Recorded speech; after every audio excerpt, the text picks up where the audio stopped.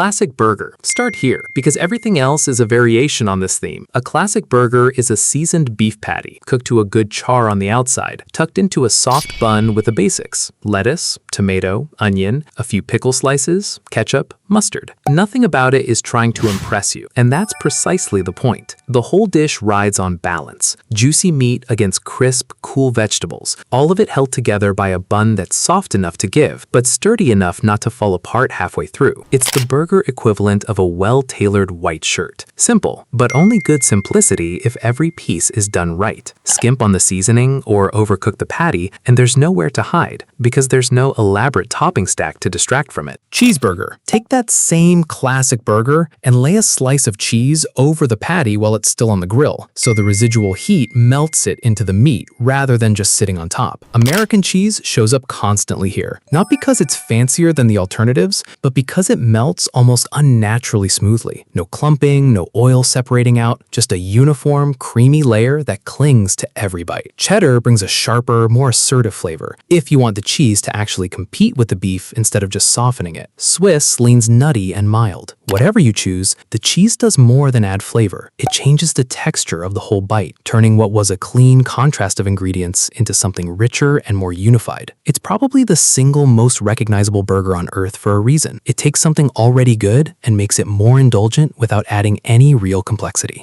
Bacon burger. Bacon burgers exist because somewhere decided the classic burger needed more contrast, not more harmony. Strips of bacon, crisp if you like the crunch, chewier if you want something closer to the meat's own texture, go on top, usually alongside cheese and the standard vegetables. The appeal is almost entirely about tension. Bacon's smoky, salty intensity cutting against the milder, juicier beef underneath. This pairing found its footing in American diners and then exploded through fast food menus, where add bacon became shorthand for turning any ordinary order into something more decadent. If you're the kind of person who thinks a burger without bacon is a burger with untapped potential, this is your style. Mushroom burger. Where the bacon burger goes for contrast, the mushroom burger goes for depth. Mushrooms, usually sautéed slowly in butter or oil until they've given up most of their moisture and turned soft, almost jammy with a deeply savory edge, bring an earthiness that beef doesn't have on its own. It's a pairing that makes sense on a chemical level as much as a flavor level. Mushrooms are loaded with glutamates, the same compounds responsible for a lot of what we call umami. So cooking them down and piling them onto a beef patty is really just stacking two savory flavors on top of each other until the whole thing tastes deeper than the sum of its parts. Swiss cheese tends to show up here too, its mild nuttiness giving the mushrooms room to be the star instead of getting drowned out. The combination has become something of a shorthand for the classic American steakhouse burger, the kind of thing you'd expect on a menu next to a ribeye, not a drive-through window. Barbecue burger. The barbecue burger doesn't try to be subtle. It leans hard into smoky, sweet, tangy barbecue sauce, usually finished off with crispy or grilled onions, and often bacon or a slab of cheddar for good measure. This one draws directly from the broader American barbecue tradition. Think slow smoked meats, tangy vinegar and tomato sauces, the whole regional patchwork of barbecue styles that stretches from Texas to the Carolinas. What defines it isn't any single ingredient so much as the overall effect. A burger that tastes like it belongs at a backyard cookout, sauce dripping down your fingers, somewhere between messy and completely worth it. California burger. If the barbecue burger is all smoke and sweetness, the California burger goes in the opposite direction entirely. Bright, fresh, vegetable forward. Lettuce, tomato, onion, and critically, avocado or guacamole define the style, giving it a lighter, creamier profile than heavier burger variations. The name isn't accidental. It's tied to the produce-obsessed, health-conscious food culture that California has long been associated with, where fresh ingredients get top billing instead of playing a supporting role. Bite into one and the first thing you notice isn't the beef, it's the cool, buttery avocado, which is really the whole idea. It's proof that a burger doesn't have to be heavy to be satisfying. Slider. Sliders flip the usual burger logic on its head. Instead of one substantial burger, you get several small ones, a tiny bun, a thin patty, and just enough toppings to keep things interesting. That's the whole formula. The style took off through American diners and fast food chains that wanted something quick, cheap, and easy to eat on the move, and it's since become a party and bar food staple almost by default. Because they're small, sliders invite variety in a way a full-size burger doesn't. It's entirely normal to order 3 different kinds and treat the whole thing like like a tasting menu, rather than committing to just one combination. Patty melt. The patty melt sits in a strange, wonderful gray area between a burger and a grilled cheese sandwich. Instead of a bun, the patty gets sandwiched between two slices of bread, grilled in butter until the outside turns golden and crisp. Melted cheese is non-negotiable here, and caramelized onions are what really define the dish, slow cooked until they turn sweet and jammy, adding a depth that plain raw onion just can't match. It's a genuine product of American diner culture, the kind of dish that emerged from cooks working with what they had on hand and stumbling onto something better than either of its parent dishes on their own. Smash burger. The smash burger is as much a technique as it is a style. A loosely formed ball of ground beef gets pressed, smashed really, onto a screaming hot flat surface, flattening it into a thin patty almost instantly. That hard contact with high heat triggers the Maillard reaction aggressively across the entire surface of the patty, producing a